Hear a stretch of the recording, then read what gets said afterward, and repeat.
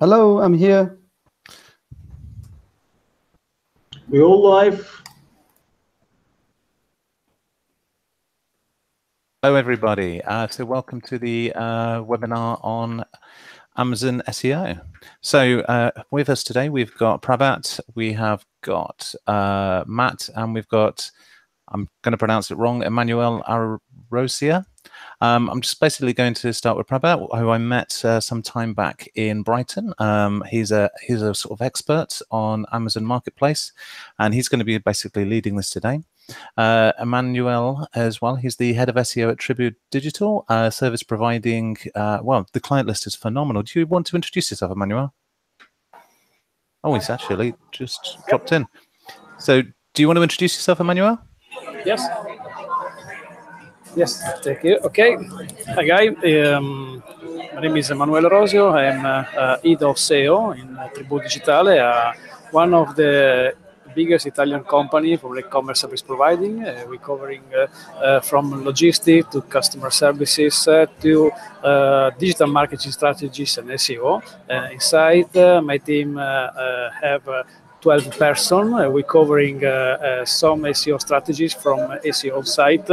SEO from Amazon is the new one. Around half years ago, we can provide this to reading more book, improve our knowledge from some conference like Brighton SEO to meet the best expertise.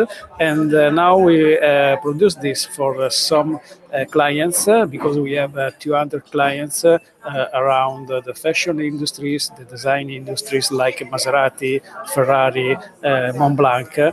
For a part of this, we're covering the SEO for Amazon. Awesome. And Matt, do you want to also introduce yourself? Yeah, I'm Matt Anderson. I'm the co-founder of Marketplace Amp, so a specialist marketplace agency that looks at Amazon SEO, eBay, Alibaba, Tmall, JD. I'm also the owner of Montage Communications, so that's been going sort of 15 years, and we've worked in the retail consumer space over that time with the likes of Starbucks and B&Q. And at the moment, over the last 7 years, we've been working on Amazon content, specifically internationally, for the likes of Brabantia, Rough Guides, Amazon Pappers, companies like that. So, yeah, it's a very interesting space. Amazing. Okay. Well, my name's Jerry White. I'm a SEO guy. I've been working client side, agency side, and everything else like that. Yep, I'm not going to say too much on this presentation. I'm just basically going to pass over to Prabhat. Prabhat, you've actually already gone full screen, so do you want to kind of introduce yourself and take it from there? Yeah, sure. So, hello everyone. My name is Prabhat Shah, and I've been working with Amazon and eBay sellers for the last 10 years. So previous 6 years of my experience is working with a retailer. That's where I learned. So for the past 4 years, I'm working with a company which I developed called Day-to-Day eBay. And my primary work is training businesses fully. And so today we'll be talking about Amazon SEO, as you already know. So for the next 20 minutes, we'll be talking about two factors. Two main important things. One, we'll talk about factors that influence your product discoverability. And then secondly, we'll talk about some of the Amazon marketing services, paid ads that can help you boost your product discoverability and sales. So let's jump into the topic right now. There will be a Q&A round towards the end. So if you've got any questions, just fire it through. So if you look up Amazon search result, this is a typical search page result, as you can see on the screen. So at the top, there is headline search ad, which is paid search. A second, you can see there is a sponsored ads. And then there is organic search result. Towards the end, there is sponsored. And on the right-hand side, sponsored ads. So we are seeing a very heavy presence of sponsored ads in the last few years. That's basically because there is too many competitions or increase of competition than 10 years ago when we started. Also, there are sponsored ads on the product details page, which typically you're ranking your product on your competing brand page. More recently, we've started seeing Amazon Choice. So Amazon Choice typically appears on any product that has got very high sales velocity. And what we understand from Amazon Choice is it's made for customers to buy through Alexa. So if somebody wants to buy waterfall tap in this particular examples, then Alexa will choose this product page and somebody can buy through.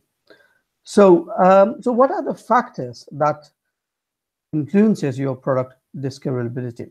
So we'll run through 5 key things. The first, to start with, FBA, then conversion factor, dispatching on time, improving product reviews, and optimizing for search. So FBA typically is fulfilled by Amazon. So you send your stock to Amazon's warehouse and they pick it and pack the stock for you when it is sold. So Prime is one of the successful loyalty tool in retail industry at the moment. So they with the increasing number of subscribers all the time. And also Prime is good for any sellers because there is a trust and customers get delivered next day and there is free return. So with any products with FBA or Prime logo on it, there is higher chance of conversion, which means your product will be ranked high.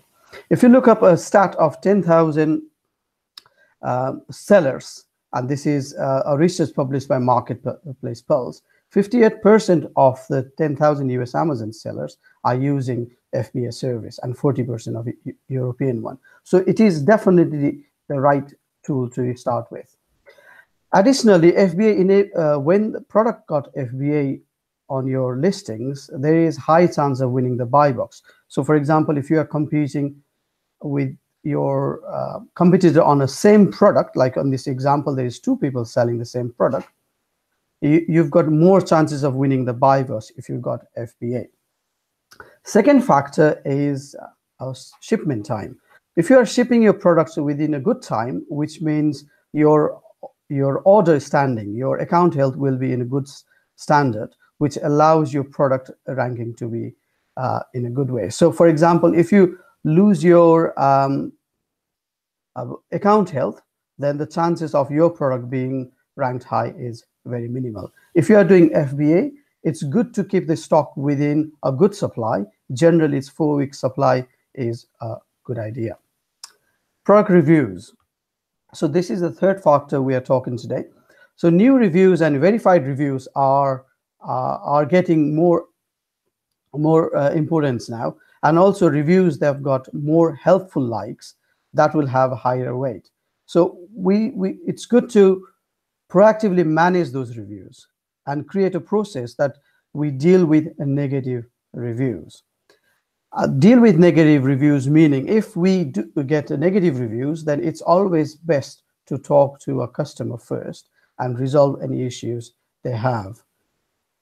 Customers can always change your product reviews, but Amazon cannot, and they will not unless the reviews violate Amazon's policy. And also we can encourage customers to write positive reviews by sending follow-up emails to an acceptable standard. Otherwise, our reviews may not increase in the way we want to.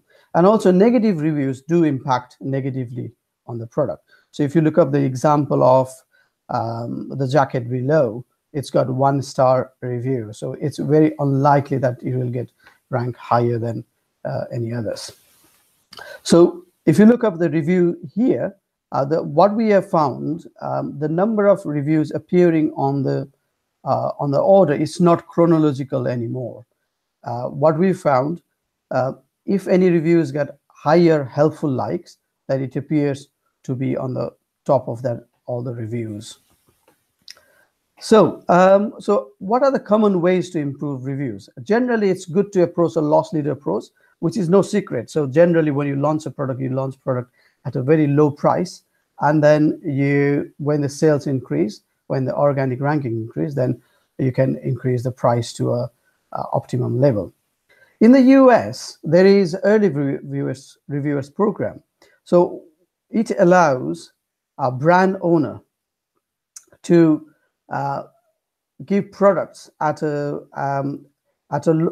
standard, and also it helps when you enroll your program into early reviewers program, then Amazon will help you boost your product reviews through their own legitimate process. So that's again a credible way to increase the product reviews.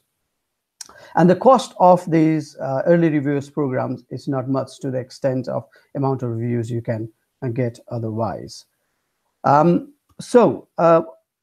Moving on to the next factor, which is optimizing for Amazon SEO. So let's move on with each of the individual factors, starting with first factors as price.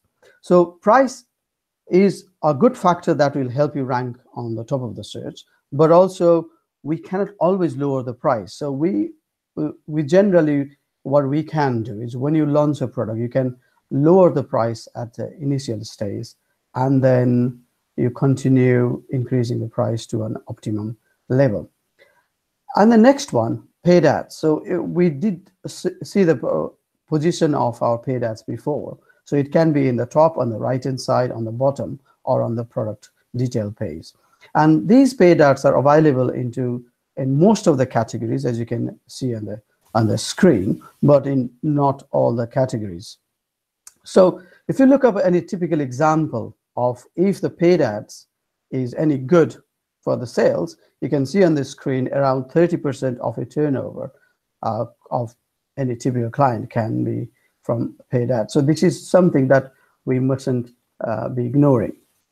So there are three kinds of paid ads, starting with sponsored ads. So sponsored ads appear on the top, below, and the right-hand side of the search. And there are two kinds of sponsored ads, automated and manual. Sponsored ads can be for Seller Central and Vendor Central. And we measure the effectiveness of sponsored ads by cost of conversion and search term effectiveness. So when we optimize or when we work on sponsored ads, general practice is to use automated ads, which means we are allowing our product content to display based on customer's query. So we don't actually bid on any keywords at that stage. So when we allow that automated ads to run, we are harvesting the keywords, and those keywords could be downloaded through search term reports, and you can use those keywords that's working well onto your manual ads. We've also seen it's a good approach to keep your automated ads running so that you are creating a continuous flow of traffic. You can add negative keywords on the automated ads to prevent any waste of sales. So continuing to the best practice of sponsored ads, it's good to start with a budget that you are optimal. You can get better result with. There is no point starting with something that's not going to give you enough result, like bidding very low. So initially you expected some waste, but that is to harvest the keywords. That's going to work quite well. Then other factor we'd want to look at our ads is sponsored ads as ACoS, which is advertising cost of sale. So in this example, if our product sales is generating 33% profit, then we've got 33% margin to play with for our sponsored ad. So we want to stay within that 33% margin if you want to break even. Anything less, that's really good. So this is a typical example of what search term report looks like. As you can see on your P column, it shows the sales, and you can see your customer search terms in C column. So when we sort this data in order of sales, we get the keywords that's converting quite well. You may see there are ASIN numbers sometimes on the customer search terms, like you can see in the row 30 and column C. So ASIN number appears in the search terms column because your product got appeared on that competing product page. Continuing with the sponsored best practices, there are research tools like Sonar tools that will help you find out what keywords are highly searched for on Amazon, and these are Sonar tool is a specialist for Amazon keyword research, so it's well worth using this.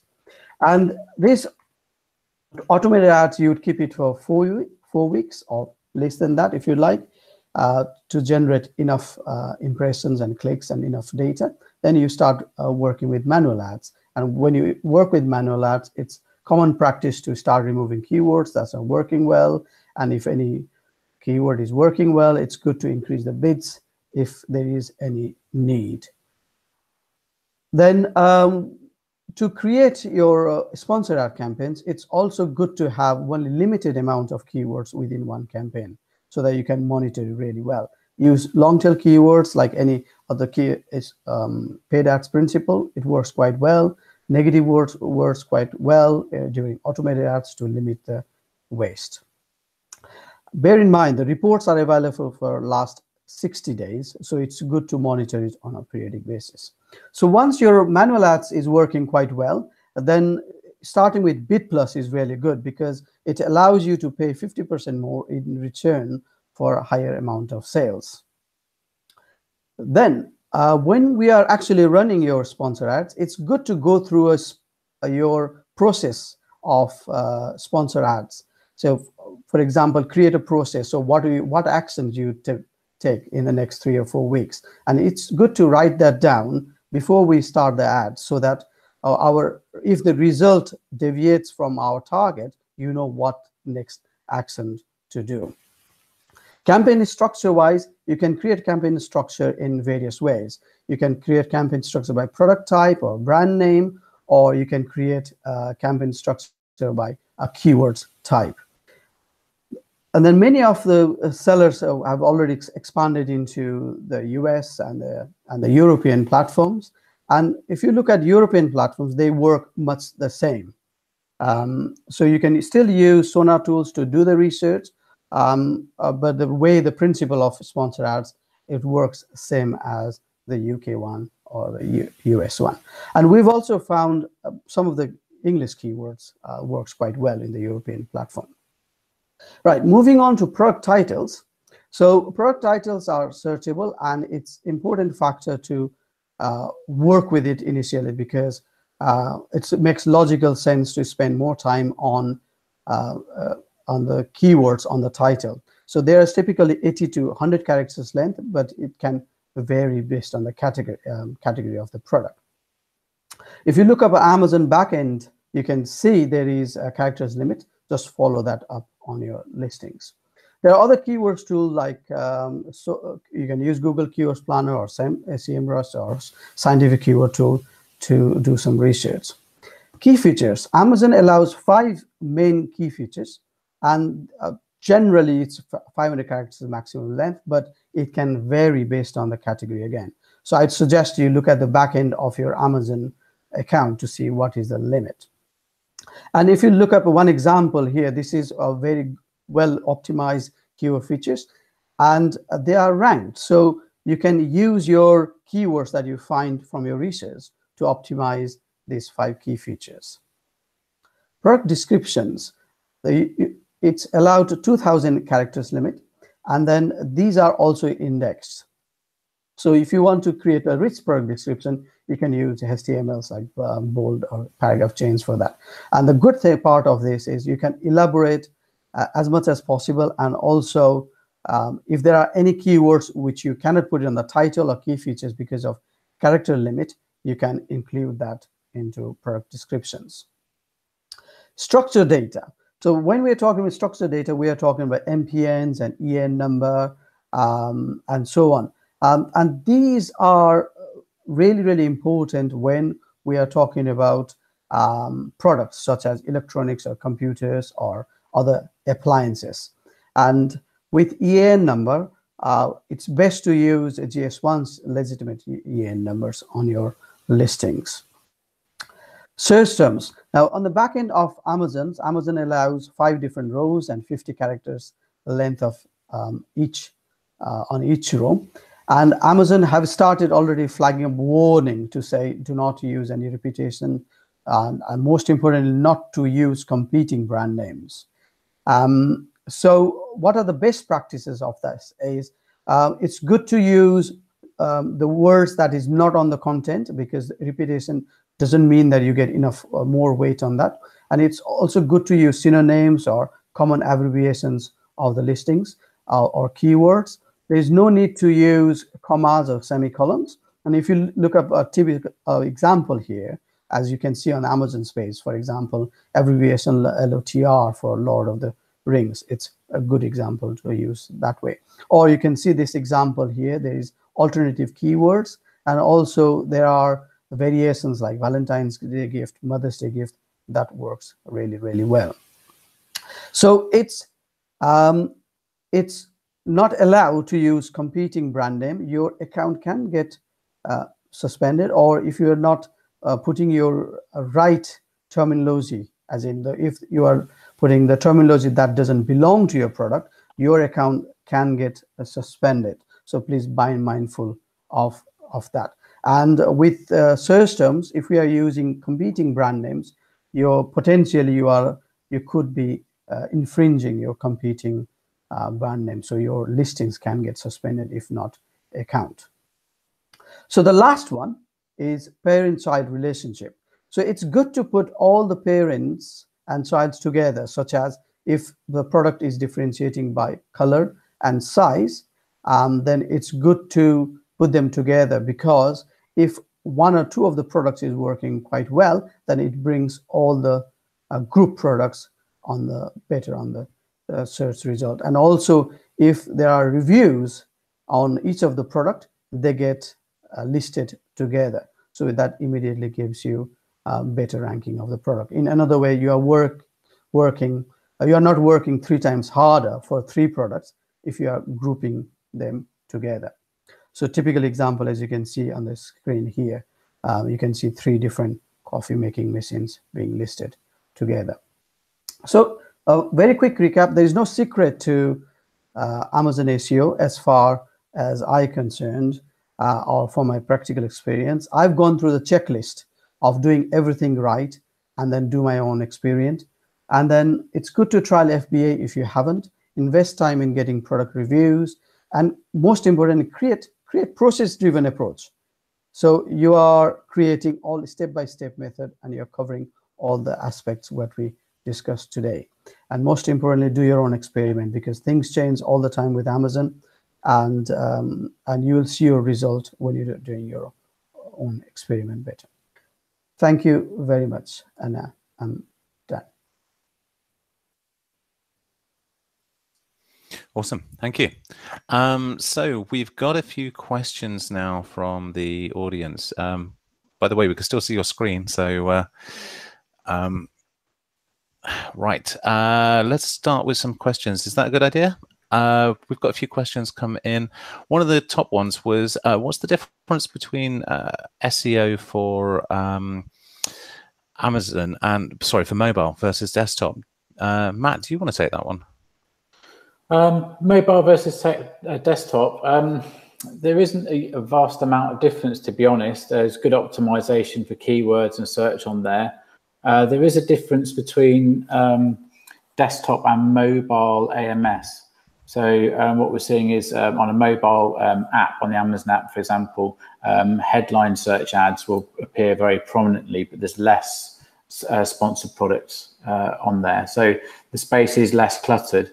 But you've got to bear in mind that well-optimized content with good keyword within the bullet points is valid, and also A+ content, which we'll no doubt talk about, more like the magazine style format that when people are scrolling through on mobile is very engaging. And well, your pub is getting slightly noisier at the minute. Okay, so next one.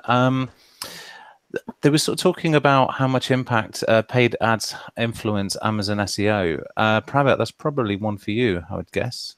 Yeah, sure. So what we found with paid ads, we have seen increase in sales of any particular product, and that's obviously have an impact on organic one.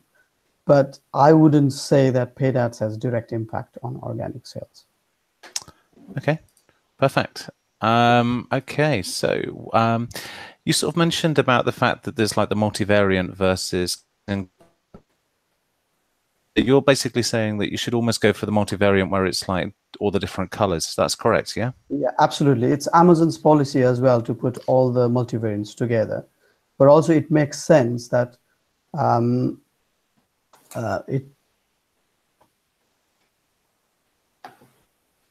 There we go. Okay. Yeah, sorry. So it makes sense for a listing to be all the colors and all the sizes together, because it's typically somebody wouldn't search for a variation, but they would search for the product title, say for example, a coffee machine. And when somebody lands on that page, then there's a choice of different colors or different sizes. Okay. Perfect. So the one kind of questions that I've sort of seen, or at least been talking about, is like the fake reviews.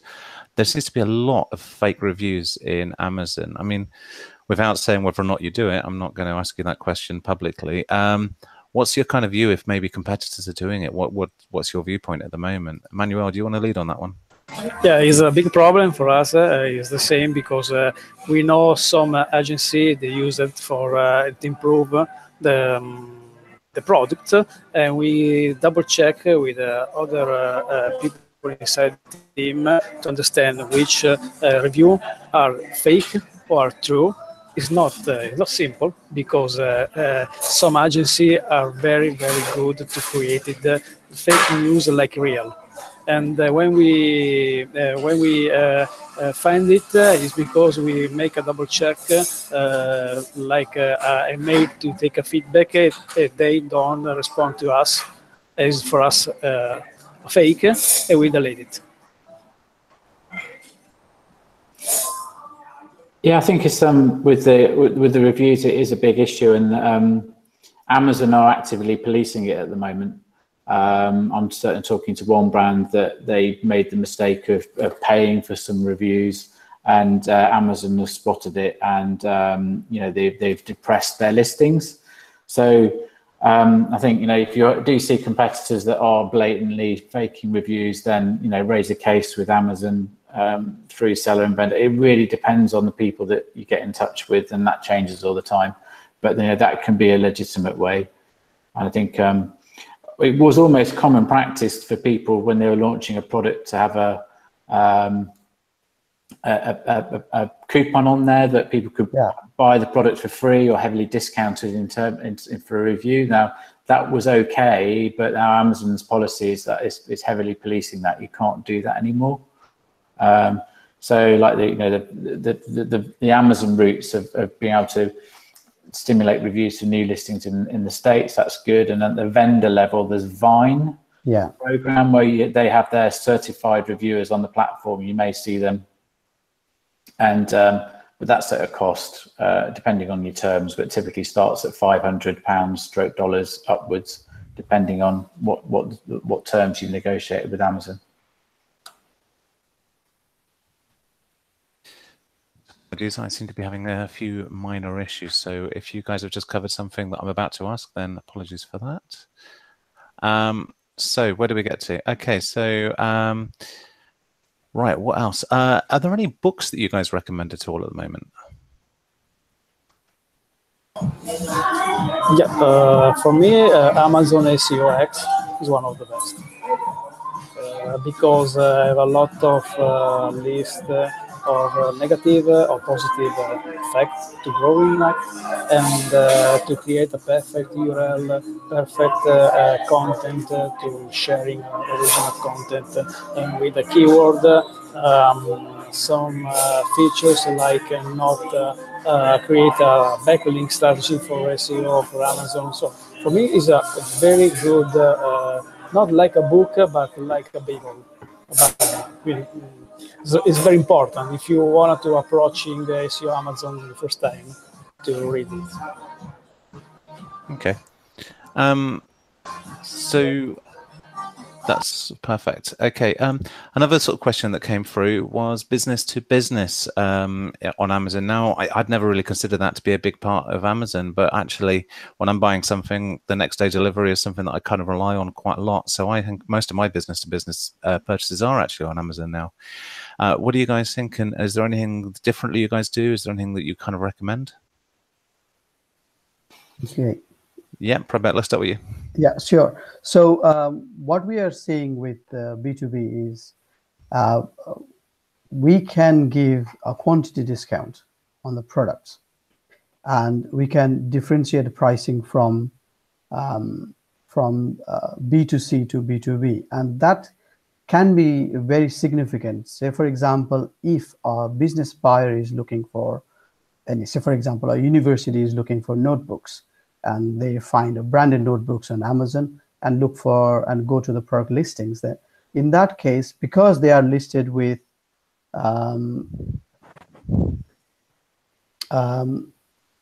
because they are a business buyer, the immediate buy box will be won by somebody who is business seller automatically. So for that, it means a business. If you are a business, if you are registered as a business seller, and otherwise you may not win that buy box. Awesome. Okay. Anybody else got any thoughts? Yeah, I just think if anyone's interested in looking at it, is the Google Amazon Business. You can set up a business account for your own business, but it's worth looking at the benefits it has for the account. So you can have different payment terms. In some instances, VAT-free pricing. So I think for a business it is appealing. I don't think it's widely known in the marketplace yet, but we see with some clients. So, for example, we've got Gelinite, which is like rust remover and a product that they're seeing quite a few business sales coming through, which like mechanics and small workshops and things like that. So it's something to be aware of. But certainly, I don't think it's widely known in the marketplace. Okay. Another question that's come through is, how do you deal with these sort of out-of-stock products?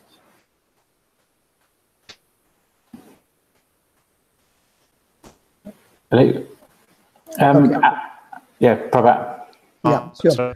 So for any products which is out of stock, it's generally good to leave as out of stock, and not trying to bump up the price in hoping that your product will stay on.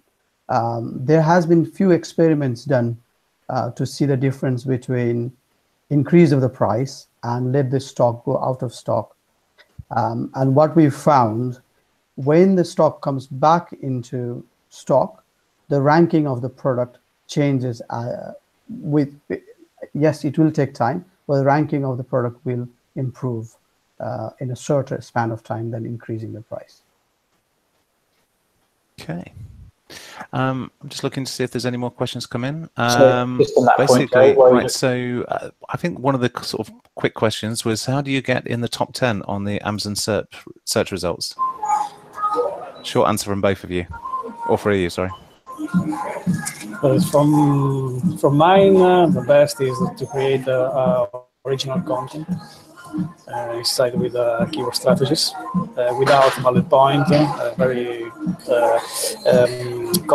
fresh content to engage the user and engage the Amazon algorithmic, and also like normal SEO strategies, complain a perfect title pages, meta description pages, because Amazon, like Google, when you don't fill field from title pages, meta description, Amazon fill for you. It's not a good idea to leave empty the field, but complain all the issues for SEO. like a Google is the same for Amazon. Yep. Okay. Matt, same question.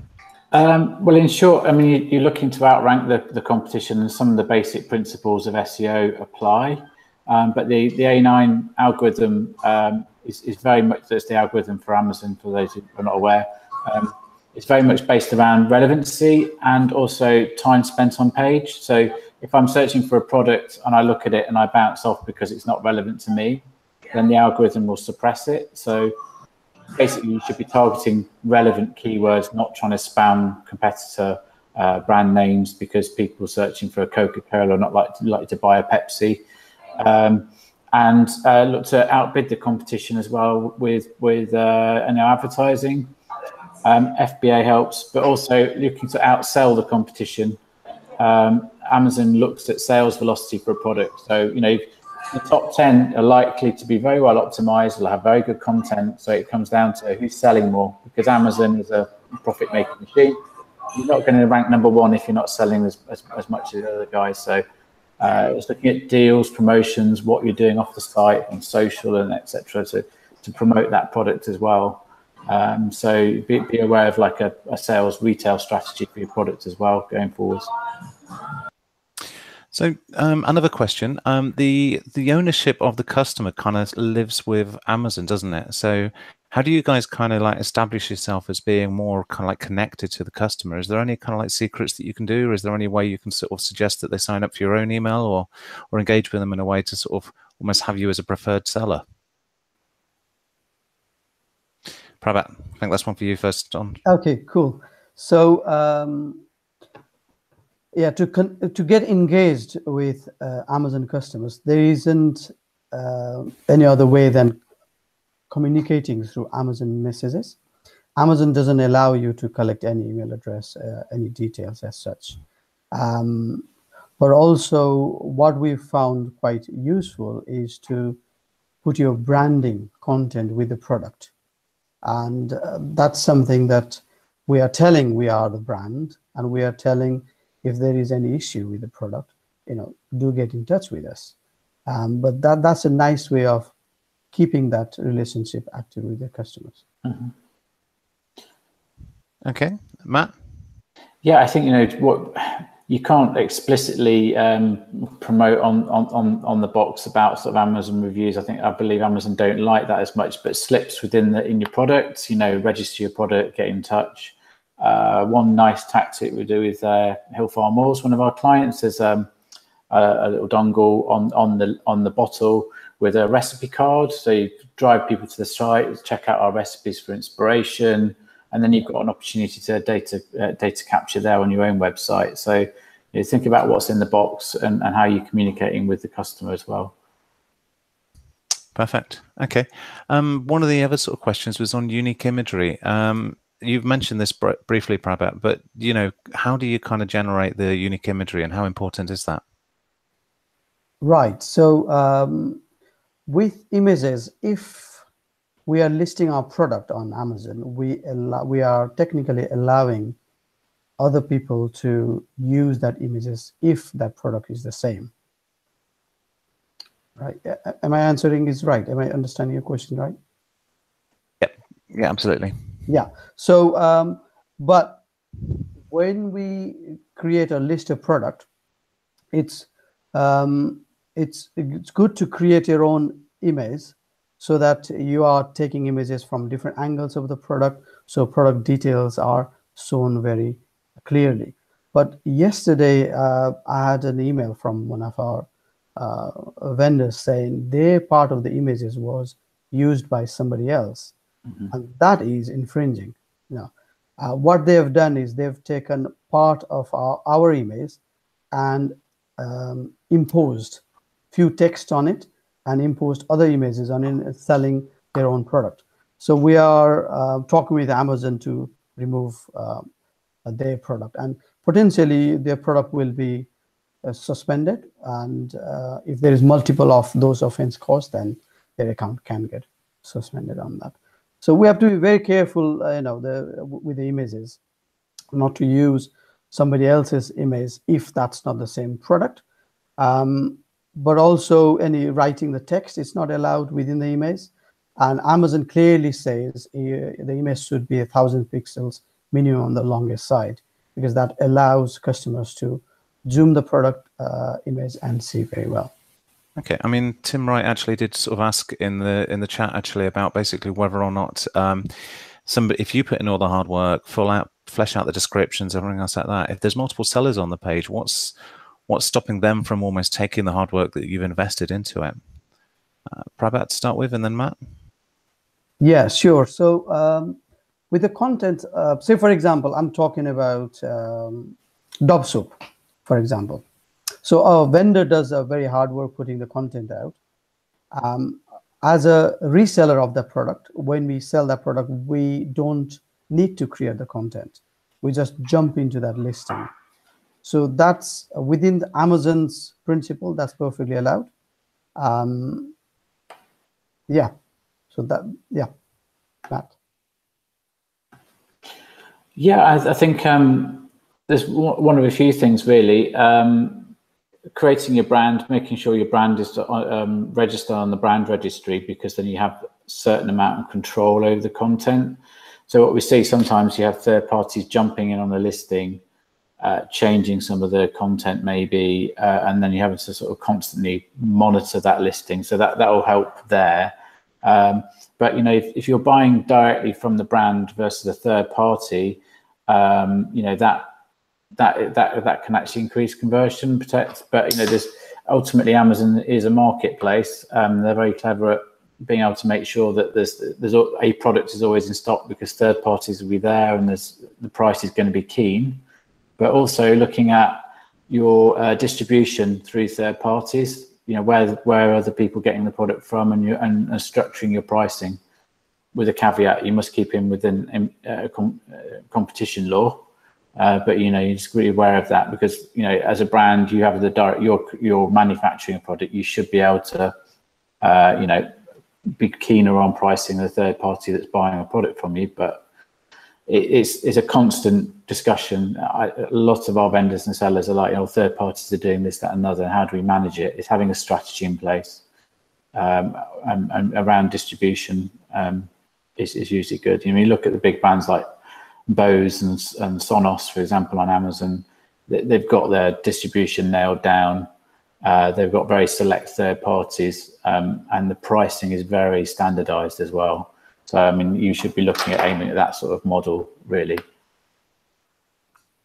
Okay, we've had a question come in about super URLs, and I actually didn't know what they were. I literally just Googled them. Do you guys use them? Do you know anything about super URLs? If I'm honest, no.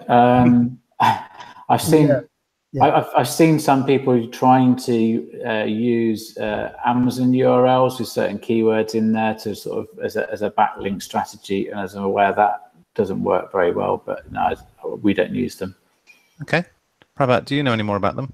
Yeah, at one time, there were tools out there, and I think there are, which essentially embed certain keywords onto the URL. Mm-hmm. And that is to tell the algorithm that your product is ranked for that particular word. And that is very strongly frowned by Amazon, so which is why it's not part of our SEO strategy in today's session. Yeah. Awesome, brilliant. Okay, right. Next question. What do you guys perceive as being like the future of Amazon selling? And this can include like the fact that they are pushing things like voice and other bits and pieces. So honestly, this is a question that I personally would like to know the answer to, because I've got an Alexa. I don't think I've ever actually purchased anything with it, but I'm kind of conscious that that's something that is coming up hard and fast now. Emanuele, do you want to start with this one? Yeah, like Google, logical, Amazon is the same situation for voice research. And for advertising, because it's the most important thing to monetize for Amazon. Because now Amazon is like a search engine. All the people research in Amazon, like in Google, when you research a product, the first thing is going to the Amazon to research. With a tab or via voice, the voice now is very growing. Every day. It's not every month or every year. It's every day is growing. You research in your car, when you're driving, and for me, Amazon maybe understand better who the user research for the complex query inside the search engine. And maybe soon we need to have a news about the new algorithm from Amazon, because it's like a Google. They change the algorithm every time when the research change, I think. Perfect. Okay, same question to Matt. Actually, one thing you did mention is the fact that Amazon is such a search engine. I've actually heard people say, I've Googled this on Amazon as a kind of verb, and it's just something which strikes me as being something that actually I now do as well. I'm an Amazon Prime member, and if I kind of go, actually what I need is a pair of Bluetooth headphones, my journey often starts on actually starts somewhere else. So Matt, over to you. Yeah, it's enormous. I was at Amazon a couple of weeks ago, and they were saying there's 40 million accounts in the UK alone, and about 21 million people a month searching on Amazon, to give you an idea. And that's probably one of the reasons why we don't focus too much on like a backlink strategy, because your audience is enormous and it's there within the Amazon ecosystem. I think that's only going to increase with the likes of Alexa.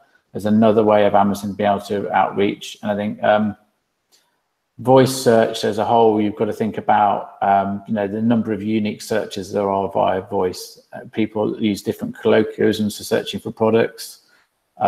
Example being like a washing line, or is it a clothes line, or is it a clothes horse, or whatever. So more long tail keywords I think will be appeared, and there'll be opportunities there. But yeah, Amazon's got 70% of the voice market already, and is streets ahead of the likes of Facebook, still trying to think about how to enter the market and voice search products. So I think that's going to be big. And so back to Amazon's Choice Badge, that's going to be even more important. But also Amazon Skills, I think it's great. I know we were talking about sort of, wouldn't it be great if you have a Samsung TV, and when it appears, you go, Alexa, it's arrived, and then Alexa will tell you how to set the TV up. So there'll be opportunities for cross-selling, upselling, etc. And dash buttons as well. I don't know if you've seen those at all, where you can buy a button for repeat sale products like Brabantia bin liners, for example, or washing powder. And I think Amazon's looking to get partnerships with third parties like Sonos, and also Whirlpool, the washing machine manufacturer, to have those buttons built into it. So I think it's a very interesting space. It's not just a search engine; it'll be a whole sort of customer ecosystem within 5 to 10 years.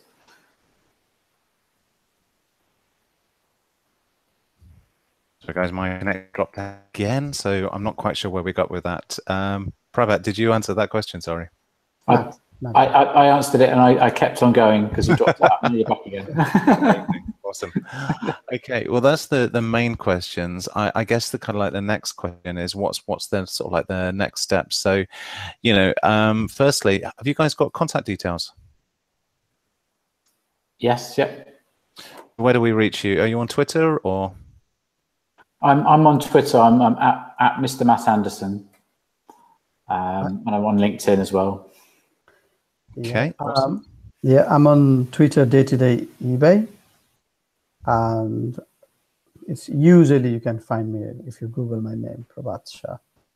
It's nice to have an awkward name sometimes. If you want up-to-date information, just follow at Marketplace Amp as well. We're posting all the time about Amazon and other marketplaces.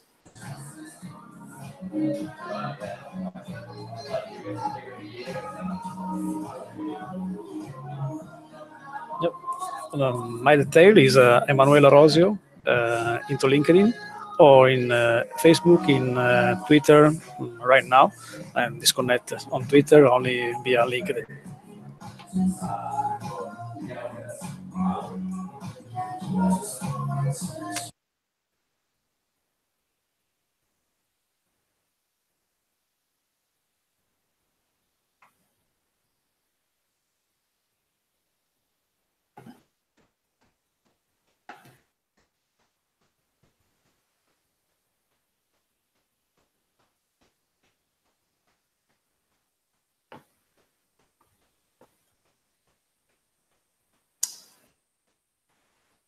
Hello, Joey, you there? I think you might have dropped out again. Prabhat, have you got any sort of final thoughts on Amazon?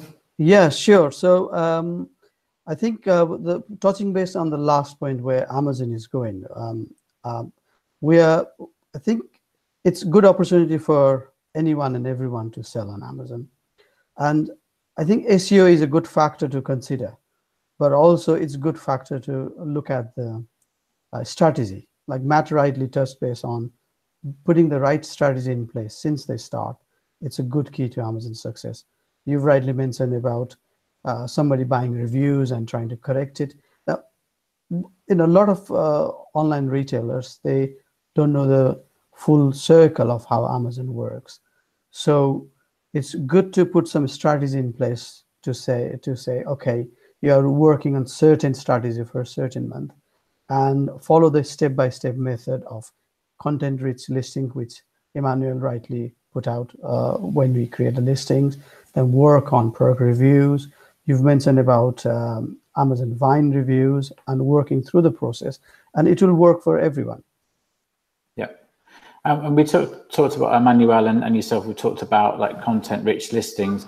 But we just go. I don't think we've gone through the different options of like for sellers and vendors of how to get more content, like enhanced brand content, Emanuele, or A+. Yeah, because the fresh content is a right way to engage. I talked before, because when the big brand like us tell to go into the Amazon or to covering the Amazon store, because they have the website, the common website online, and also the Amazon web store. It's not simple to create another content, because like Google, I repeat again, when you create a content to the Google pages, to the web pages, and you cannot copy and paste your content into the Amazon shop, but you need to create another one with another keyword strategies, because it's not complain, it's duplicate content, and you need to understand how you can create a perfect content strategies. I think that whole, if you've got a really strong brand, I noticed that Gucci is pretty much putting most of its effort into Amazon store, and the content on there at the moment. Do you think that's a strong way to get across to the consumer? Yeah, in some cases they don't want to be a present in Amazon, only into your website. Yeah. The website, because Amazon is a competitor. Is create a big problem for benchmark, because it's the same brand to competitor inside. It's very strange. Yeah. It's not a reseller. It's the brand, and the brand in some cases need to decide or remain into the official website, or also going into Amazon. Yeah. And I guess sort of Prabhat as well, you maybe see with some sellers that they have their own stores and their own website. What would you say the key sort of lookouts are there? Yeah, so what we are seeing, Amazon have started to develop their own stores, which is for brand owners only at the moment. Yeah. And for vendors, they've had stores before.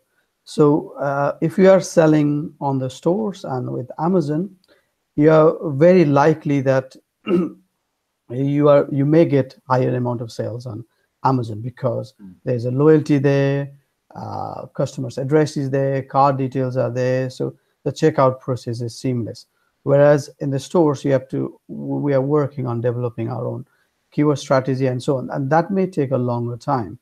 So, but also it's not good to just sell on Amazon, because we didn't touch base on the things like suspension, and it's a very much a bigger issue.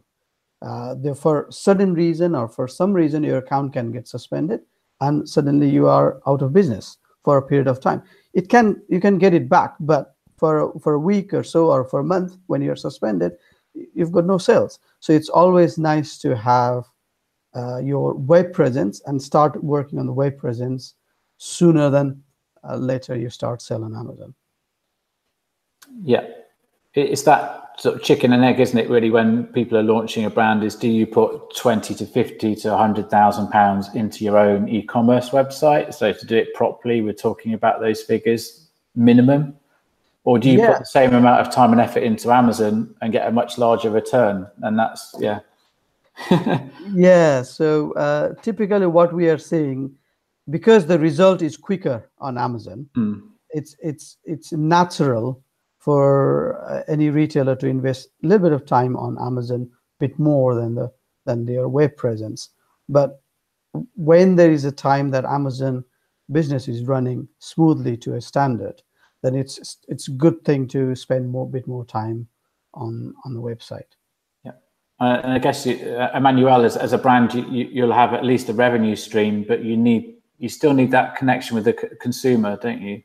Which you don't necessarily directly get through Amazon. You're on mute. Okay, you can hear me here. Okay, for the customer, we are keeping in touch every day, because it's very important to create a quick feedback for the answering, which model is it, which color, or you have more sites of image to sharing, or if you have a video, because it's important to sharing not only the images, but also if you have the video, is very important to sharing, to growing the engage of the user. Okay, well, that's great, guys. I think we're just coming up to time. So thanks for all your time. And hopefully all the viewers have found this useful. So thanks a lot. Thanks for going. Thank you very much, everyone. Thank you.